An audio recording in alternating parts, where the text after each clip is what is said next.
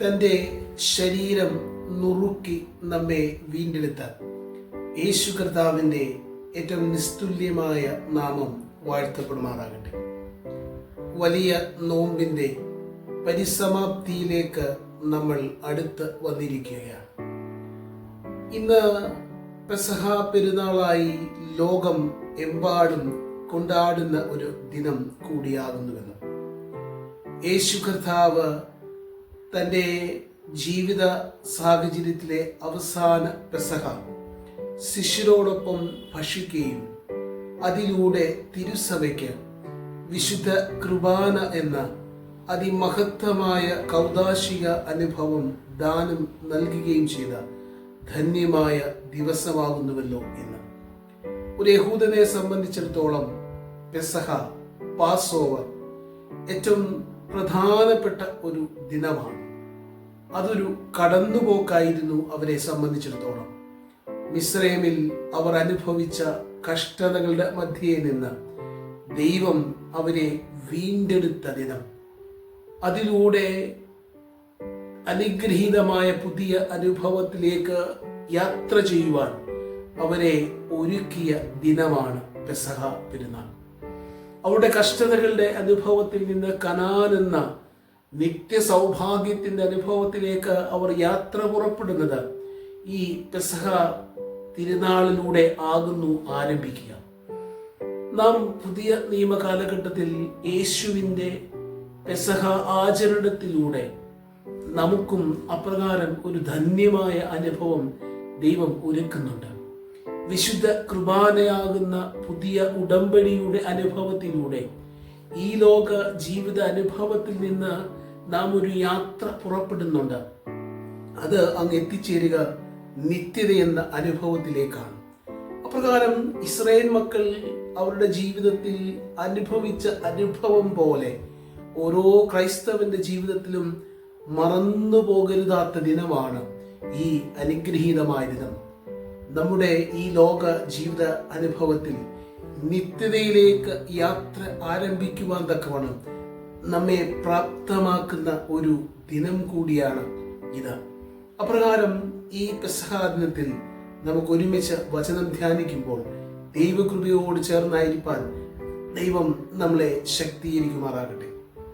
നാം ഒരുമിച്ച് ധ്യാനിക്കുവാനായി തിരഞ്ഞെടുത്തിരിക്കുന്ന വേദഭാഗം വിശുദ്ധ മത്തായി എഴുതിയ സുവിശേഷം 26 അധ്യായം അതിൻ്റെ 17 മുതൽ 30 വരെയുള്ള വാക്യങ്ങളാണ്.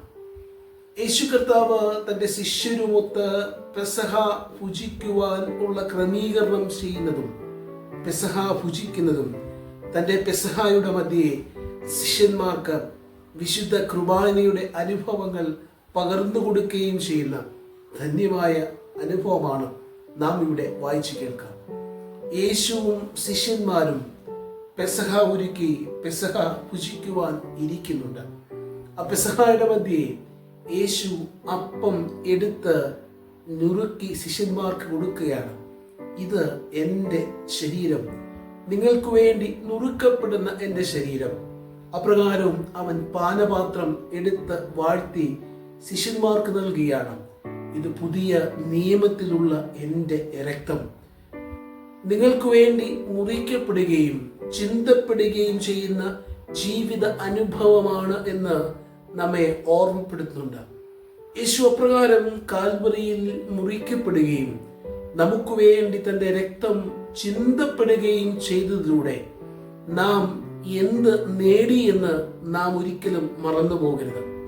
നിത്യ ജീവന്റെ അനുഭവം, പുത്രത്വത്തിന്റെ അവകാശം, നിത്യതയുടെ അവകാശം കരസ്ഥമാക്കുവാൻ പാപികളായ നമുക്ക് ഇടയായി തീർന്നത് ഈ വിശുദ്ധ കുർബാനയുടെ അനുഭവത്തിലൂടെയാണ് എന്ന് നമ്മെ ഓർമ്മപ്പെടുത്തുന്നുണ്ട് യേശു കർത്താവ്. അതുകൊണ്ട് ഈ ശരീരത്തിൻ്റെയും രക്തത്തിൻ്റെയും അംശികളായി നാം തീരുമ്പോൾ നമ്മളെ തന്നെ നിർമ്മലീകരിക്കുന്ന അനുഭവത്തിലൂടെ നിത്യതയുടെ ആ ലക്ഷ്യം യാത്ര ചെയ്യുവാൻ നമുക്ക് ഇടയാകുമ്പോഴാണ് വിശുദ്ധ കുർബാനയുടെ അനുഭവങ്ങൾ ധന്യമായ ജീവിത അനുഭവമായി തീരുവാൻ തക്കവണ്ണം ഇടയായി തീരുക. യേശു അവരെ ഓർപ്പിക്കുന്നുണ്ട്, ഞാൻ ഇത് നിങ്ങളോട് ചേർന്ന് ഇനി അനുഭവിക്കുന്ന അനുഭവം വരെയും ഞാനിത് ചെയ്യുകയില്ല. നിങ്ങളിത് എൻ്റെ ഓർമ്മയ്ക്കായി ചെയ്യുവിൻ. അപ്രകാരം നാം ഓരോ വിശുദ്ധ കുർബാനയ്ക്കും കൂടി വരുമ്പോൾ യേശു കർത്താവിനെ ഓർക്കുവാൻ ദൈവത്തോട് ചേർന്ന് നമുക്ക് ലഭ്യമായ നിത്യതയുടെ അനുഭവത്തെക്കുറിച്ച് ഓർമ്മയോടെ ജീവിതത്തെ ക്രമീകരിപ്പാൻ തക്കവണ്ണം ഇടയാകണം. ഈ ഭാഗം അവസാനിക്കുക ഇപ്രകാരമാണ്: അവർ സ്തോത്രം പാടി ഒലിവുമലയ്ക്ക് പോയി. വേദനയുടെ മധ്യത്തിലും സ്തോത്രം പാടുവാൻ നമ്മെ ശക്തീകരിക്കുന്നതാണ് വിശുദ്ധ കുർബാന.